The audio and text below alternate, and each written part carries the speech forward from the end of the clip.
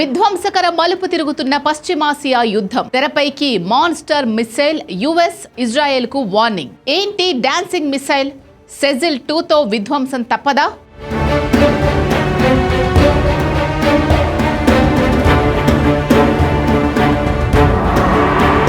పశ్చిమాసియా యుద్ధ క్షేత్రాన్ని అతలాకుతలం చేస్తున్న దృశ్యాలేవి. ఎందుకంటే మిడిల్ ఈస్ట్ యుద్ధంలో ఇప్పటి వరకు మనం చూసింది కేవలం ట్రైలర్ మాత్రమే. ఇప్పటి వరకు ఇరాన్ ప్రయోగించిన ఆత్మాహుతి డ్రోన్లు, సాధారణ క్షిపణులు కేవలం శత్రువుల డిఫెన్స్ సిస్టమ్ను బిజీగా ఉంచడానికి, వారి ఇంటర్సెప్టార్లను ఖర్చు చేయించడానికి వాడిన పావుల వంటివి. కానీ ఇప్పుడు ప్రయోగించింది సాధారణమైంది కాదు. ఇరాన్ అమ్ముల పొదిలో అత్యంత ప్రమాదకర మాన్స్టర్ మిసైల్, పేరు సెజిల్ 2. కేవలం వేగంతోనే కాకుండా గాలిలో అది చేసే విన్యాసాలతో ఇజ్రాయెల్ డిఫెన్స్ గోడలను బద్దలు కొట్టగల సత్తా దీనికుంది. అమెరికా, ఇజ్రాయెల్ను భయపెట్టేలా యుద్ధంలో తొలిసారి ఇరాన్ అమ్ముల పొదిలో అస్త్రాన్ని బయటకు తీసినట్లు ఇరాన్ మీడియా సంస్థ ప్రెస్ టీవీ తెలిపింది.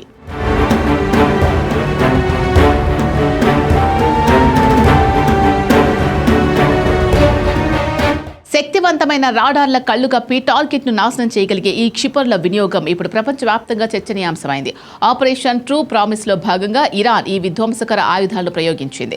ఇరాన్ స్వదేశీ పరిజ్ఞానంతో తయారు చేసిన సెజిల్ సిరీస్ క్షిపణులలో సెజిల్ 2 అత్యంత ప్రమాదకరమైంది. పాత తరం ద్రవ ఇంధన క్షిపణులాగా కాకుండా ఇది ఘన ఇంధనంతో పనిచేస్తుంది. దీనివల్ల వీటిని అతి తక్కువ టైంలో కేవలం నిమిషాల్లోనే ప్రయోగించడానికి వీలవుతుంది.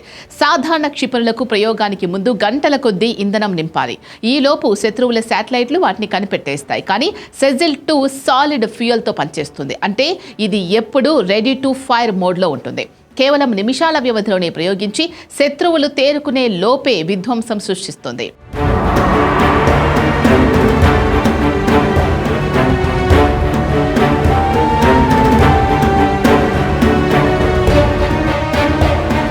డాన్సింగ్ మిసైల్ సెజిల్ 2కు మరో పేరే ఇది. ఎందుకంటే ఈ క్షిపణులు గాల్లో ప్రయాణించేటప్పుడు వాటి దిశను వేగంగా మార్చుకుంటాయి.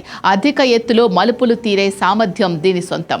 ఇజ్రాయెల్ క్షిపణులు దీన్ని పేల్చడానికి వస్తున్నప్పుడు ఇది హఠాత్తుగా పక్కకు తప్పుకోవడం లేదా దిశ మార్చుకోవడం ద్వారా వాటిని బోల్తా కొట్టిస్తుంది. అందుకే దీనికి డాన్సింగ్ మిసైల్ అనే పేరు వచ్చింది. అంతేకాదు ఈ మిసైల్ ధ్వని కంటే సుమారు 12 నుంచి 14 రెట్లు వేగంతో ప్రయాణిస్తుంది. అంతరిక్షం నుంచి ఇది భూమి వైపు తీసుకొచ్చేటప్పుడు దీని వేగం అత్యధికంగా ఉంటుంది. దీనివల్ల దీన్ని ట్రాక్ చేయడం చాలా కష్టం. శత్రు గూఢచారి ఉపగ్రహాలకు కూడా వీటి ప్రయోగ సన్నాహాలు పసిగట్టడం కష్టమవుతుంది. సుమారు 2000 నుంచి 2500 కిలోమీటర్ల దూరంలో ఉన్న లక్ష్యాన్ని ఇవి ఖచ్చితత్వంతో ఛేదిస్తాయని ఇరాన్ చెబుతోంది. అంటే ఇరాన్ నుంచి నేరుగా ఇజ్రాయెల్లోని ఏ మూలనైనా ఇవి ఈజీగా ధ్వంసం చేస్తాయి. సెజిల్ 2 రీఎంట్రీ వెహికల్ వాతావరణంలోకి ప్రవేశించిన తర్వాత లక్ష్యాన్ని చేరుకునే ముందు తన మార్గాన్ని మార్చుకోగలుగుతుంది. అంటే ఇది ఒకే నేరుగా రాకుండా గాలిలో అస్థిరంగా కదులుతుంది. కానీ ఈ మిసైల్ ను నిజంగా ఐరన్ డోమ్ కూడా అడ్డుకోలేదా?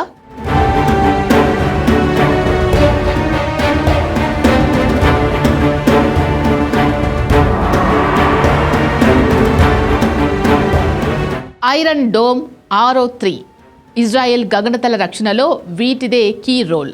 ఇజ్రాయెల్ వద్ద ఉన్న RO3 క్షిపణులు భూ వాతావరణానికి వెలుపలే వీటిని అడ్డుకోవడానికి ప్రయత్నిస్తాయి.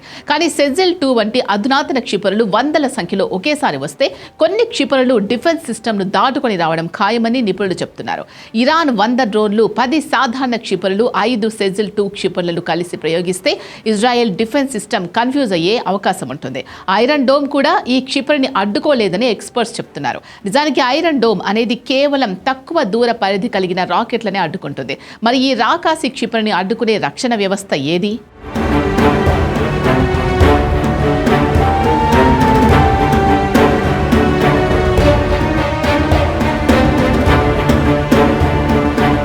థర్డ్, ఇరాన్ మాన్స్టర్ మిసైళ్లను అడ్డుకోగల సత్తా ఈ అమెరికన్ రక్షణ వ్యవస్థకుంది. మిడిల్ ఈస్ట్ ఉద్రిక్తతల నేపథ్యంలో ఈ వ్యవస్థను ఇజ్రాయెల్లో మోహరించారు. ఇది శత్రు దేశాల నుంచి వచ్చే బాలిస్టిక్ క్షిపణులు భూమిని తాకకముందే ఆకాశంలోనే అడ్డుకొని నాశనం చేస్తుంది. సుమారు 200 కిలోమీటర్ల దూరంలోని లక్ష్యాలను ఛేదిస్తుంది. 150 కిలోమీటర్ల ఎత్తు వరకు ప్రయాణిస్తుంది. ఇందులో ఉండే రాడార్ ప్రపంచంలోనే అత్యంత శక్తివంతమైనదిగా చెప్తారు. అది 1000 కిలోమీటర్ల దూరంలో ఉన్న క్షిపణులను కూడా ఈజీగా గుర్తిస్తుంది.